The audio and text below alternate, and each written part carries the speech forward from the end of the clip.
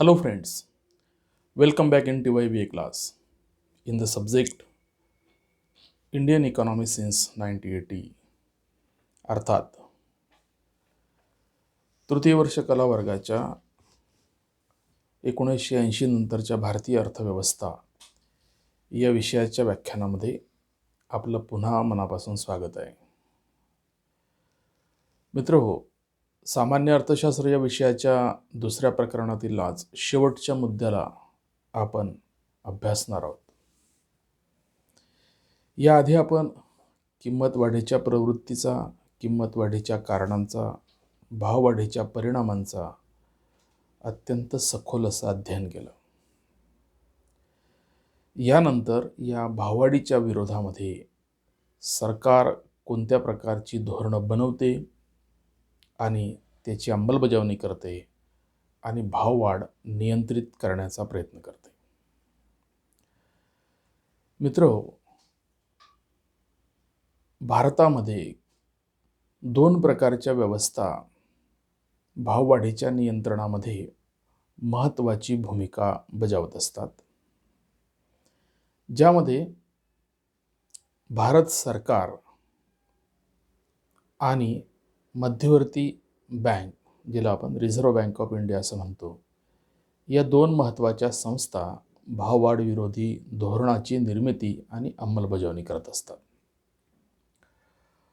भाववाढ नियंत्रणाच्या संदर्भामध्ये भारत सरकार वित्तीय धोरणाचा अवलंब करते, ज्याला आपण फिस्कल पॉलिसी असं म्हणतो.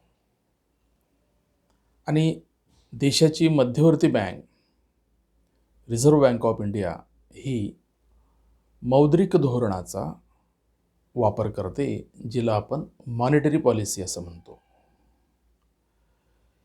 या PPTमध्ये आपण सरकारच्या सर्वांगीण धोरणाचा, जे सर्वांगीण धोरण मध्यवर्ती बँक आणि भारत सरकार यांच्या धोरणाचा भाग बनते, त्या धोरणाची अंमलबजावणी ही दोन भागांमधून केली जाते, जी आपण PPTमध्ये दर्शवलेली आहे.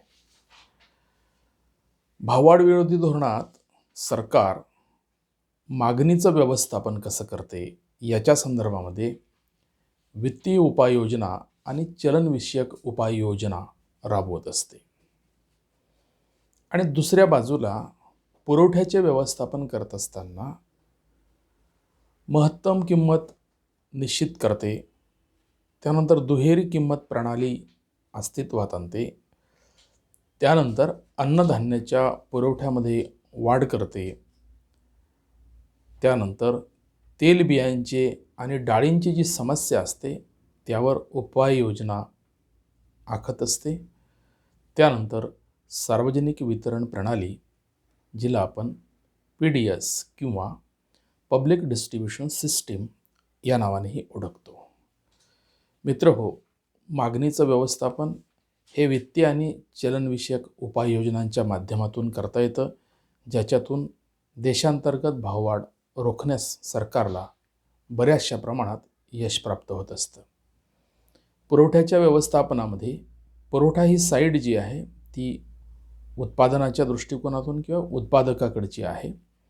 त्यामुळे अर्थव्यवस्थेमध्ये वेगवेगळ्या परिस्थितीमध्ये, कारण भाववाढीचे कारणं बघत असताना या सगळ्या परिस्थितीचा आपण सविस्तर असा अभ्यास केलेला आहे. त्यातलेच काही मुद्दे जे प्रश्न निर्माण करतात, त्या प्रश्नांच्या सोडवणुकीसाठी पुरवठ्याच्या व्यवस्थापनाच्या भागामध्ये सरकार ज्या बाबींमुळे, ज्या वस्तूंमुळे आणि सेवांमुळे कृत्रिम टंचाई निर्माण होऊ शकते, त्यांच्यात भावगट आणि भाववाढ होऊ शकते, अशा प्रकारच्या वस्तू आणि सेवांच्या संदर्भात बाजारपेठेमध्ये जेव्हा मागणीअभावी पुरवठा, मागणीच्या तुलनेत पुरवठा कमी होत असेल, त्यावेळेस पुरवठ्याच्या व्यवस्थापनाची जबाबदारी सरकार आपल्या विविध धोरणाच्या माध्यमातून आणि विविध उपाययोजनांच्या माध्यमातून करत असते. हे आपल्याला आजच्या व्याख्यानामध्ये सविस्तररित्या अभ्यास करायचा आहे. मित्रहो, मागणीचं जे व्यवस्थापन आहे ते मागणीचं व्यवस्थापन आणि त्यातील पहिला जो मुद्दा आहे तो वित्तीय व्यवस्थापनाच्या संदर्भातला आपल्याला अभ्यासायचा आहे. आपल्याला माहिती आहे की भाववाढ किंवा भावघट या दोन्हीही घटना अर्थव्यवस्थेवर नकारात्मक प्रभाव पाडत असतात. त्यामुळे त्यांचे नियंत्रण करणे हे सरकारचे आणि मध्यवर्ती बँकेचे आद्य कर्तव्य मानले जाते. भारतात भाववाढीचे नियंत्रण करण्यासाठी सरकारने ज्या उपाययोजना केलेल्या आहेत त्या उपाययोजनांचं या दोन भागांमध्ये आपण विश्लेषण करणार आहोत. हे दोन भाग म्हणजे मागणीच्या व्यवस्थापन आणि पुरवठ्याचे व्यवस्थापन. मागणीच्या व्यवस्थापनामधील पहिला मुद्दा जो आहे तो वित्तीय उपाययोजनांच्या संदर्भातला आहे. वित्तीय उपाययोजना मी तुम्हाला आधी सांगितलं की हा भारत सरकारच्या अखत्यारीतला पार्ट आहे. भारत सरकार बजेटच्या माध्यमातून वित्तीय धोरण प्रसिद्ध करत असते, वित्तीय धोरण मांडत असते देशामध्ये. या बजेटच्या माध्यमातून सरकारला भाववाढ नियंत्रणाच्या संदर्भातली अनेक महत्त्वाची पावलं उचलता येतात. काही उदाहरणार्थ आपण जर घेतलं तर आपल्या लक्षात येईल की 1991 नंतरच्या काळामध्ये भाववाढ नियंत्रित करण्यासाठी वित्तीय तूट कमी केली पाहिजे असं सरकारला जाणवलं. त्या दृष्टिकोनातून सरकारने 1991-92च्या अंदाजपत्रकामध्ये महत्त्वाची पावलं उचललेली दिसतात. कारण 91मध्ये सरकारची जी वित्तीय तूट होती ती GDPच्या 7.8% होती. त्यानंतर 96-97मध्ये ती 4.8% घटली. 2001-2मध्ये ते पुन्हा 6.2% वाढली. त्यामुळे सरकारने 2004मध्ये या समस्येवर परमनंटली काही उपाय शोधता यावा किंवा त्याच्यावर उपाय करता यावा म्हणून वित्तीय जबाबदारी आणि अंदाजपत्रकीय व्यवस्थापन, जिला financial responsibility and budget management bill pass केलं. आणि या बिलाच्या माध्यमातून जो कायदा तयार झाला त्या कायद्याच्या अंतर्गत सरकारला वित्तीय तूट कमी करणं मॅन्डेटरी झालं, बंधनकारक झालं. त्यामुळे 2005-06मध्ये वित्तीय तूट 4% घटलेली आहे. 2006-07मध्ये ही 2.6% उतरली किंवा 2.6% ती कमी झालेली दिसते. आता वित्तीय तूट म्हणजे नेमकं काय? तर सरकारने आपल्या खर्चात कपात करणे आणि महसुलामध्ये किंवा उत्पन्नामध्ये वाढ करणे होय. सरकारने आपला खर्च कमी केला तर सरकारी खर्चाचा जो भाग आहे तो लोकांच्या उत्पन्नाचा भाग बनतो. सरकार ज्या गोष्टींवर खर्च करते ते लोकांचं उत्पन्न बनते. अर्थव्यवस्थेचा तो नियमच आहे. एकाचा खर्च दुसऱ्याचं उत्पन्न बनत असते आणि म्हणून सरकार विविध योजनांच्या माध्यमातून सरकार खर्च करते आणि जनतेकडे तो पैसा अप्रत्यक्ष हस्तांतरित करते. यामुळे लोकांच्या हातात पैसा गेल्यामुळे त्यांच्या खरेदी शक्तीत वाढ होते. जर सरकारने खर्चात कपात केली तर ॲटोमॅटिकली लोकांच्या हातात पैसा कमी जाईल आणि त्यांच्या मागणीवर त्याचा विपरीत परिणाम होईल. त्यांच्या मागणीमध्ये घट होईल. शिवाय करांच्या दरामध्येही सरकारने जर आपोआप वाढ केली तर खर्चयोग्य उत्पन्न जे आहे लोकांकडचं ते सुद्धा कमी होते आणि त्यामुळे भाववाढ जी आहे ती भाववाढ कमी होताना दिसते. आपल्याला माहिती असेल की 2008मध्ये अमेरिकेतूनच जगात सौम्य मंदीचा प्रसार झाला. त्याचा परिणाम भारतीय अर्थव्यवस्थेवर सुद्धा झाला. यावर सरकारने काही उपाययोजना केल्या. म्हणजेच सरकारने वित्तीय तूट न करता खर्चामध्ये वाढ केलेली दिसते. कारण मंदीमध्ये लोकांच्या हातात पैसा जाणं आणि लोकांच्या खरेदी शक्तीत वाढ करणं अर्थव्यवस्थेच्या पुनरुज्जीवनासाठी फार महत्त्वाचं असतं. जेव्हा जेव्हा तेजी येत असेल तेव्हा लोकांच्या हातातील पैसा काढून घ्यायचा आणि जेव्हा जेव्हा मंदी सदृश्य परिस्थिती असेल तेव्हा लोकांच्या हातामध्ये पैसा कसा जाईल या संदर्भातल्या धोरणाची अंमलबजावणी करणं सरकारला अपेक्षित असतं. त्यामुळे 2008-9मध्ये वित्तीय तूट GDPच्या 6% वाढली. 9-10मध्ये ती 6.5% झाली. 11-12मध्ये ती 5.7% झाली आणि 17-18मध्ये ती GDPच्या 3.4% झाली. मित्रहो, अशा प्रकारे वित्तीय तूट कमी करून आपल्या खर्चाला कात्री लावली की बरोबर भाववाढीचा दर नियंत्रणात येऊ शकतो. 93-94मध्ये जो 10.24% भाववाढीचा दर होता तो डिसेंबर 19मध्ये 2.4पर्यंत खाली आला. अर्थात एकट्या वित्तीय धोरणाचा हा परिणाम नाही, सरकारच्या अनेक उपायांमधील हा एक उपाय सांगितला जातो. मित्रहो, याचबरोबर देशातली मध्यवर्ती बँकसुद्धा चलनविषयक धोरणाची अंमलबजावणी करून भाववाढीला नियंत्रित करण्याचा प्रयत्न करत असते.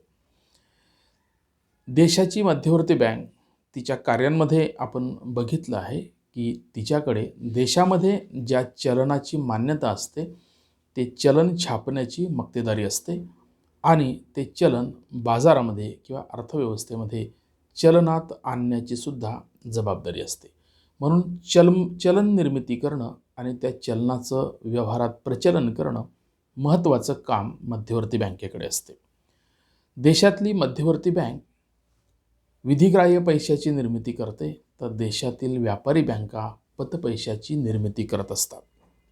म्हणजेच विधिग्राह्य चलन आणि बँक पैसा यांचा पुरवठा जर अतिरिक्त झाला, अर्थव्यवस्थेमध्ये जर त्याची मागणीपेक्षा पुरवठा जास्त झाला तर मध्यवर्ती बँकेला पतनियंत्रणाचं धोरण राबवावं लागतं. पतनियंत्रणाचं धोरण राबवणंच म्हणजेच मध्यवर्ती बँकेचं मौद्रिक धोरण राबवणं असा त्याचा अर्थ घेतला जातो. पतनियंत्रणाचं धोरण राबवण्यासाठी 2 प्रकारच्या साधनांचा वापर केला जातो, ज्यामध्ये संख्यात्मक साधनं आणि गुणात्मक साधनं असा विचार मांडला जातो किंवा अशी ती 2 साधनं आहे.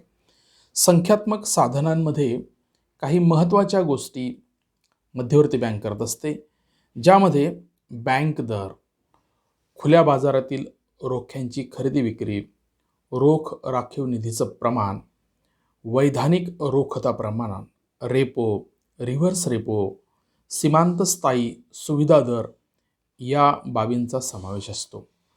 तर गुणात्मक साधनांमध्ये कर्ज तारण यामध्ये अंतर, व्याजदरात भिन्नता व कर्जाचं नियंत्रण करते, आयातपूर्व जमा, त्यानंतर उपभोग्य कर्जामध्ये पण नियंत्रण करते, मित कर्ज वाटप, प्रत्यक्ष कार्यवाही, नैतिक समजावणी, प्रचार इत्यादी साधनांचा वापर गुणात्मक नियंत्रणाच्या माध्यमातून सरकार करते.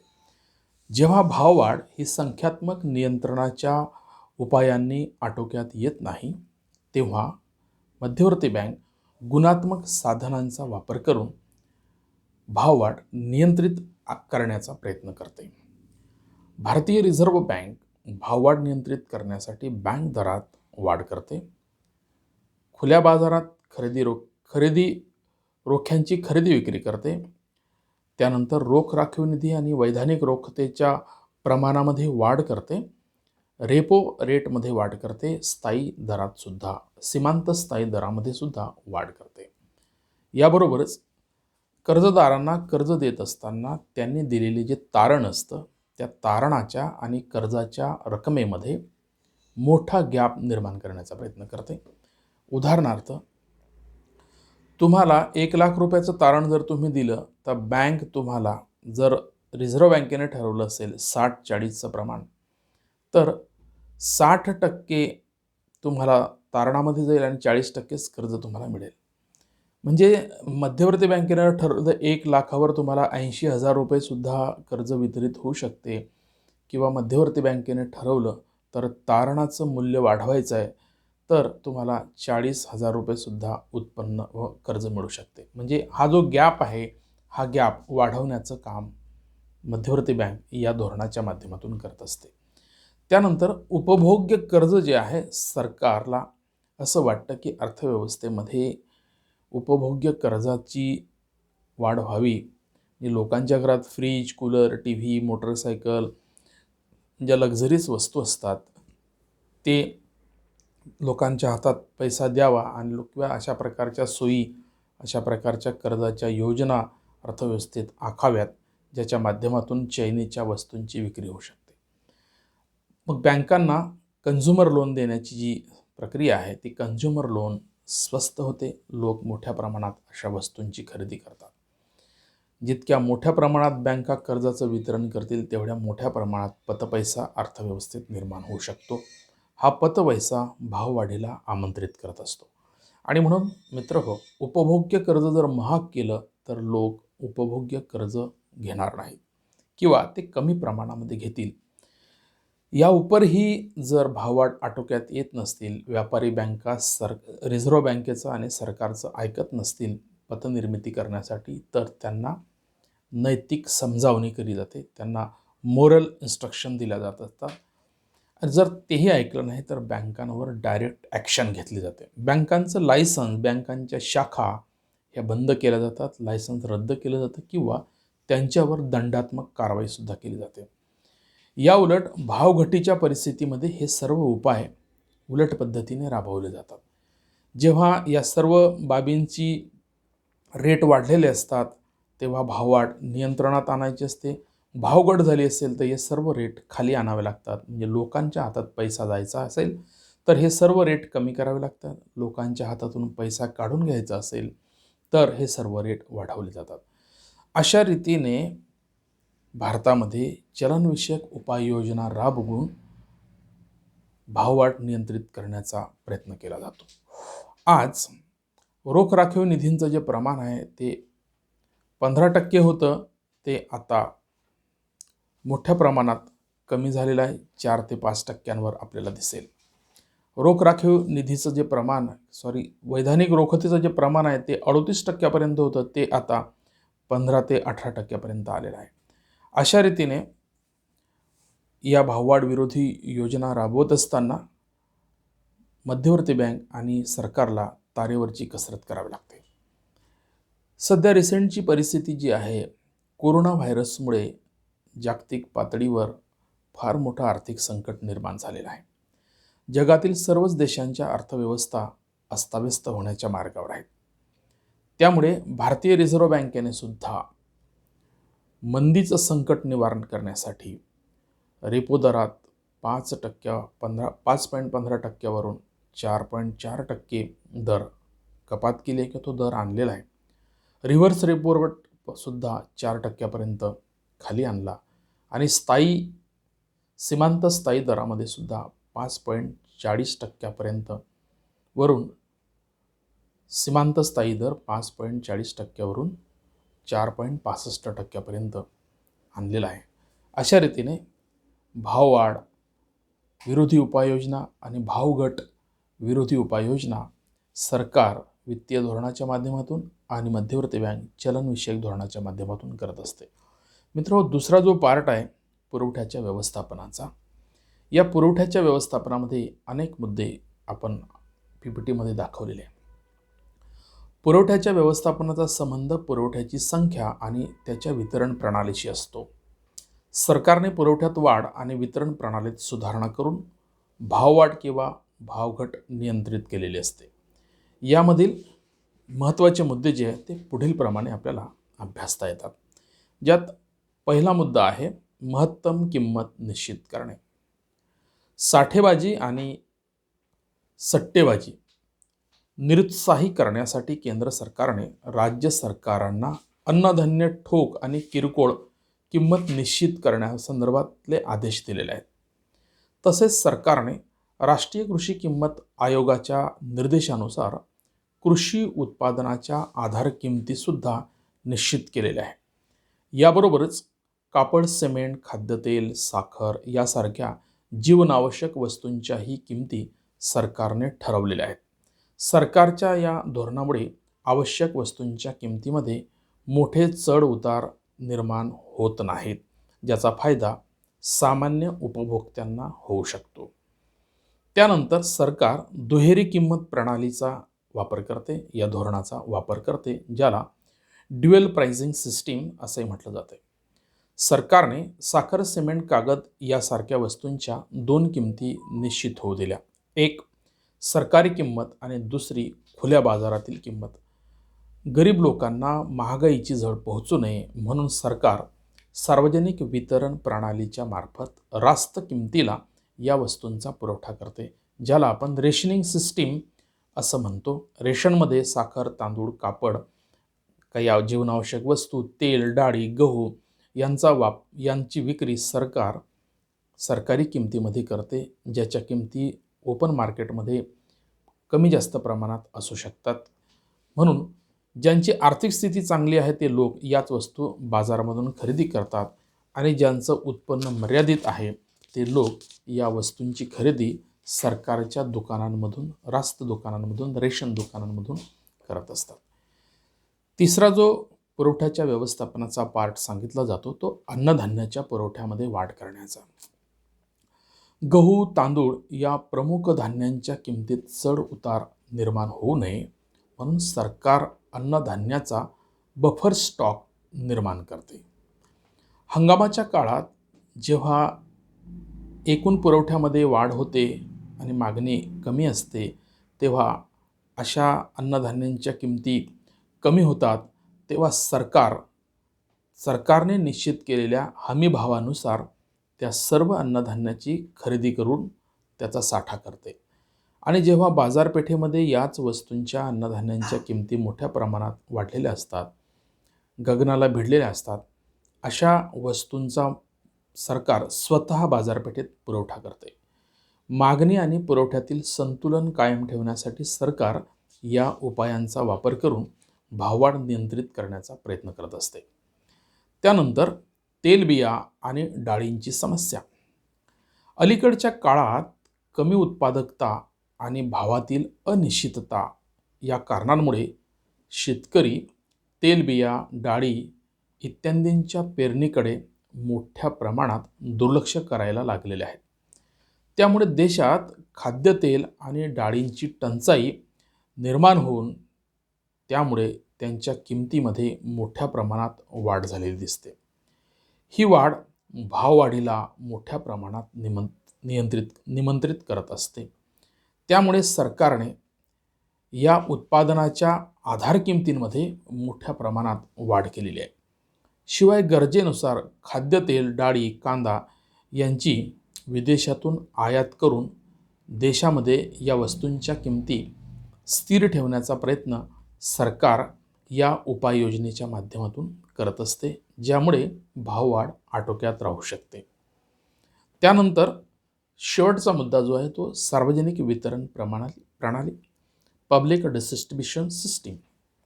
मित्रहो, आपल्याला सर्वांनाच माहिती आहे की भारतामध्ये समाजवादी मिश्र अर्थव्यवस्था आणि समाजवादाकडे असणारा कल आणि भारतामधील असणारी गरिबी आणि दारिद्र्य, लोकांच्या उत्पन्नात असणारी कमतरता किंवा अल्प उत्पन्न या सर्व प्रश्नांवर प्रभावी उपाय योजना करण्यासाठी सरकारने सार्वजनिक वितरण प्रणालीची निर्मिती केलेली आहे. पब्लिक डिस्ट्रीब्युशन सिस्टीमची निर्मिती केली आहे. म्हणजेच देशातील गरीब व दारिद्र्य रेषेखालील लोकांच्या जीवनमानाला उंचावण्यासाठी किंवा त्यांचा स्तर व्यवस्थितपणे ठेवण्यासाठी रास्त दराने या जीवनावश्यक वस्तूंचा पुरवठा व्हावा यासाठी सरकारने सार्वजनिक वितरण प्रणालीची साखळी निर्माण केलेली आहे. जवळजवळ प्रत्येक गावामध्ये एक रेशन दुकान आहे, ज्याला रास्त किंमत दुकान, फेअर प्राईस शॉप असं म्हटलं जातं.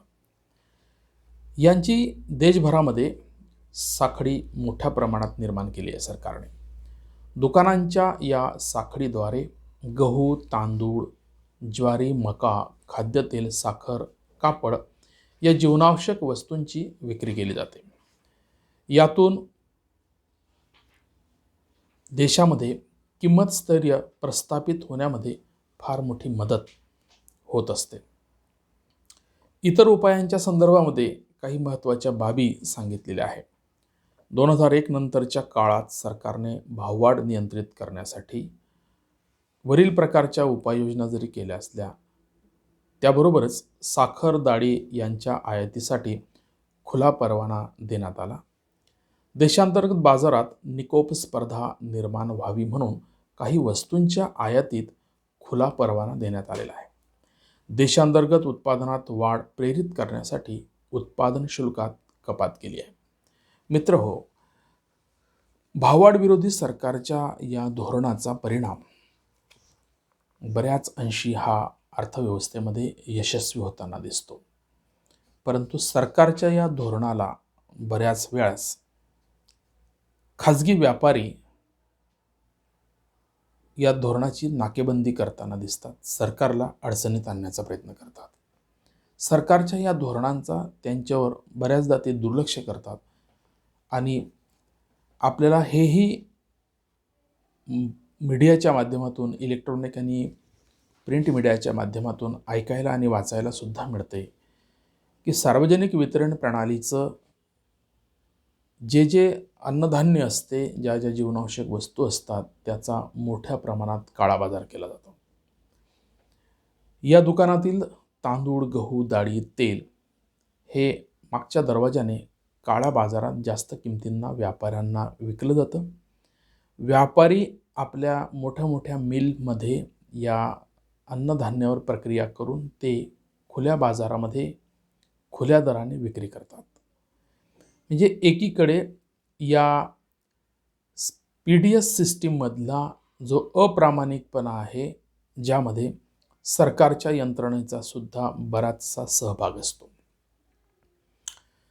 म्हणून सरकारी यंत्रणेतील काही लोक आणि व्यापारी सरकारच्या या धोरणाला तिलांजली देतात, ज्यामुळे सामान्य माणसाला भाववाढीचे चटके जाणवत असतात. आपण आपल्या गावामध्ये या व्यवस्थेवर नियंत्रण ठेवू शकतो. अनेक प्रकारचे कायदे सार्वजनिक वितरण प्रणालीच्या संदर्भामध्ये आता प्रभावीरित्या अंमलबजावणी करत असतात. प्रत्येक रेशन दुकानदाराने आपल्या दुकानामध्ये कोणकोणत्या वस्तूंचा साठा केलेला आहे, कोणकोणत्या वस्तू सरकारकडून त्याने आणलेल्या आहे, त्याच्या कोणकोणत्या किमती आहेत, त्याने बोर्डवर, बाहेरच्या बोर्डवर, फलकावर त्या लिहायच्या आहे. दररोज किती स्टॉक विकला गेला, किती शिल्लक राहिला, हे सुद्धा विकायचं आहे. अर्थात आपल्या ग्रामसभेच्या माध्यमातून आपण या रेशन दुकानदाराचं ऑडिट करू शकतो आणि तो हा सर्व माल काळ्या बाजारात विकणार नाही याची काळजी आपण घेऊ शकतो. आपलं स्वतःचं संरक्षण सरकारी यंत्रणेचे प्रामाणिक अंमलबजावणी यावर आपण नियंत्रण जर ठेवलं तर अशा प्रकारे सरकारने राबवलेल्या धोरणाला आपल्या कृतीचा सपोर्ट होईल आणि सरकारचं हे धोरण यशस्वी होऊ शकते. सरकार म्हणजे आपणच आहोत आणि म्हणून आपणच आपलं धोरण यशस्वी करायचं आहे. या पद्धतीने जर या व्हिडिओ बघणाऱ्या तरुण मित्रांनी कृती केली तर सरकारचं धोरण यशस्वी झाल्याशिवाय राहणार नाही. आपण सरकारच्या यंत्रणेविरोधात टीका टिप्पणी करून त्याच्या विरोधात ओरडण्यापेक्षा आपण या सर्व व्यवस्थेवर जर नियंत्रण ठेवलं, त्यावर एक दबाव निर्माण करून ठेवला, प्रत्येकाला असं वाटलं पाहिजे सरकारी यंत्रणेतल्या व्यक्तीला की आपल्या गावातील लोक हुशार झालेत, त्याच्यामुळे आपली हुशारी ही आपण जास्त दाखवू नये. असं असेल तर वरच्या अधिकाऱ्यांना आपण या काळ्या कृत्यांच्या संदर्भामध्ये लागलीच कळवलं पाहिजे. ग्रामसभेमध्ये अशा व्यवस्थेचा ठराव करून अशा व्यवस्थेचा चुकीचा वापर करणाऱ्या अधिकाऱ्याविरोधात आपण कारवाईचे सगळे ठराव करून वरच्या अधिकाऱ्यांना पाठवले पाहिजे. आपला फॉलोअप जर असेल तर सरकारच्या सर्व व्यवस्था आपल्या सेवेसाठी व्यवस्थितपणे काम करतील. आपल्या गावाच्या विकासामध्ये या सरकारच्या धोरणांचा आणि त्याच्या अंमलबजावणीचा फार मोठा रोल असतो. गरज आहे फक्त आपल्या जाणीव आणि जागृत जिवंत ठेवण्याची आणि आपल्या अपडेट राहण्याची. मित्रहो, या ठिकाणी ह्या दुसऱ्या प्रकरणाची समाप्ती झालेली आहे. तिसरं प्रकरण आपण पुढच्या व्याख्यानामध्ये पाहणार आहोत. त्याची सुरुवात करणार आहोत. मित्रहो, आजच्या या 2 नंबरच्या प्रकरणामध्ये आपण बँकिंग प्रणाली आणि सरकारच्या किंमत विषयक धोरणांच्या संदर्भात सविस्तर अशी चर्चा केली आहे. आपण नीट हा व्हिडिओ ऐकावा, त्याच्यावर नोट्स काढाव्यात.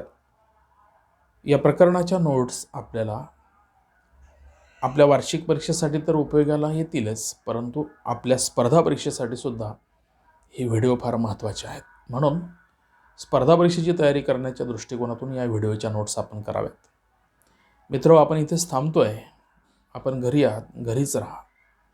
कोरोनामुक्त भारतासाठी आपली भूमिका फार महत्त्वाची आहे. सरकारने सांगितलेल्या सर्व नियमांचं काटेकोरपणे पालन करा. आपल्या शेजारी पाजारी, आपल्या गावातील लोकांना त्याचं पालन करायला सांगा. कोरोना बंदी आपल्या गावामध्ये आपण करू शकतो. आपलं गाव सुदृढ आणि आरोग्य संपन्न असावं असे मी इच्छा व्यक्त करतो आणि आपल्या कामाला शुभेच्छा देतो. तोपर्यंत आपण थांबतोय. थँक्यू.